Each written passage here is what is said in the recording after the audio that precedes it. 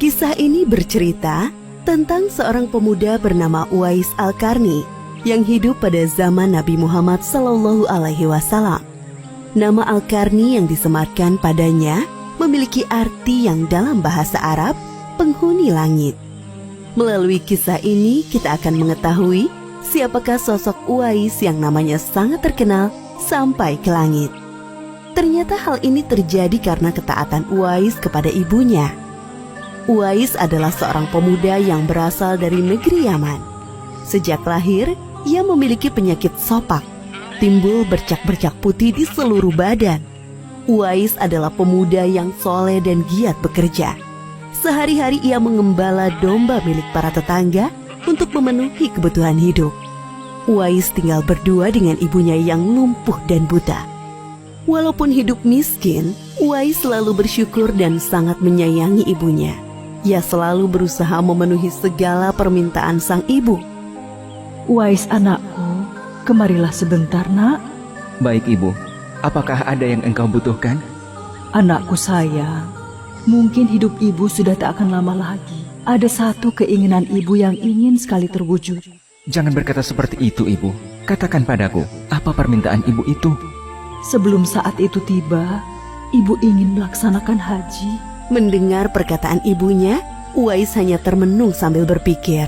Aku sangat ingin mewujudkan permintaan ibu. Mohon ibu bersabar sampai saat itu tiba. Aku akan mencari cara agar kita bisa pergi ke Mekah untuk melaksanakan ibadah haji. Oh, terima kasih nak.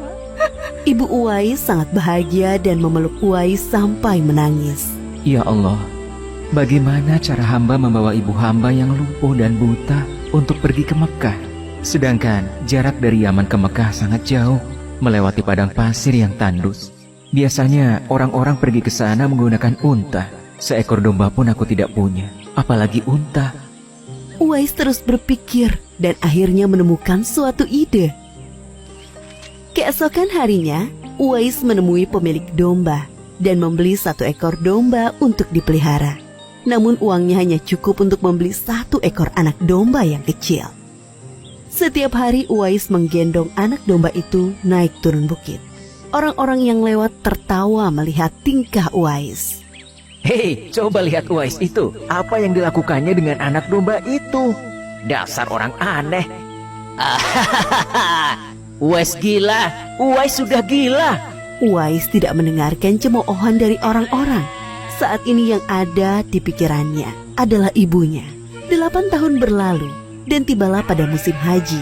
Anak domba Uwais semakin bertambah besar. Beratnya mencapai 100 kg. Begitu pula dengan Uwais. Badannya semakin kekar dan bertenaga. Berkat latihan setiap hari, beban berat yang dipikulnya tidak terasa lagi. Sekarang semua orang tahu bahwa apa yang dilakukan Uwais adalah bentuk pengorbanannya kepada sang ibu. Uwais menggendong ibunya sambil berjalan kaki dari Yaman menuju Mekah. Subhanallah, alangkah besar cinta Uwais kepada ibunya itu. Sesampai di Mekah, Uwais tetap menggendong ibunya untuk bertawaf di Ka'bah. Di hadapan Ka'bah, ibu dan anak itu berdoa. Ya Allah, ampunilah semua dosa ibuku. Bagaimana dengan dosamu anakku? Dengan terampuninya dosa ibu, maka ibu akan masuk surga. Cukuplah ridho ibu yang mengantarkanku ke surga. Allah Subhanahu wa Ta'ala mendengar percakapan ibu dan anak laki-lakinya. Seketika itu penyakit sopak yang dideritanya sembuh. Hanya tertinggal 1 bulatan putih di telapak tangannya. Terima kasih ya Allah. Sekembalinya dari Mekah, Uwais meminta izin kepada ibunya untuk pergi ke Madinah. Uwais ingin sekali bertemu dengan Nabi Muhammad SAW. Dengan berat hati ibunya mengizinkan Uwais berangkat. Setelah urusanmu selesai, cepat pulang ya nak. Sesampainya di Madinah, Uwais segera mencari rumah Nabi Muhammad SAW. Setelah menemukan, ia mengetuk pintu dan mengucapkan salam. Keluarlah istri Nabi, Aisyah radhiyallahu anha, seraya membalas salamnya. Apakah saya bisa bertemu dengan Rasulullah SAW? Maaf sekali, Nabi sedang tidak berada di rumah. Beliau sedang berperang dan tidak tahu pasti kapan kembali. Mungkin sebulan atau beberapa bulan lagi. Uwais dihadapkan pada dua pilihan, menunggu kedatangan Nabi atau segera pulang ke Yaman. Bayangan sang ibu yang tua muncul di benaknya. Baiklah kalau begitu, saya pamit. Ada seorang ibu yang tidak bisa saya tinggal lama-lama di rumah. Sampaikan salam saya kepada Rasulullah Shallallahu Alaihi Wasallam jika beliau sudah kembali dari perang. Terima kasih. Uwais kembali ke Yaman dengan perasaan haru dan sedih. Di satu sisi Uwais sangat ingin bertemu dengan Nabi Muhammad Shallallahu Alaihi Wasallam, namun di sisi lain ia sangat mengkhawatirkan kondisi ibunya. Akhirnya ia memilih untuk segera pulang ke Yaman. Peperangan telah usai dan Nabi Muhammad Shallallahu Alaihi Wasallam pulang ke Madinah. Aisyah radhiyallahu anha menceritakan perihal pemuda yang mencari beliau. Nabi mengatakan bahwa Uwais adalah pemuda yang sangat taat kepada ibunya. Karena ketaatan kepada ibunya itu, nama Uwais sangat terkenal di kalangan penduduk langit. Seperti yang tersebut dalam hadis Sahih Muslim Syarah An-Nawawi nomor 2542, dikatakan bahwa sebaik-baiknya tabi'in adalah Uwais Al-Qarni. Saat Nabi Muhammad SAW berbincang-bincang dengan Umar bin Khattab dan Ali bin Abi Thalib, beliau menceritakan tentang sosok Uwais. Apabila kalian bertemu dengan Uwais, mintalah doa dan istighfar kepadanya. Dia adalah penghuni langit.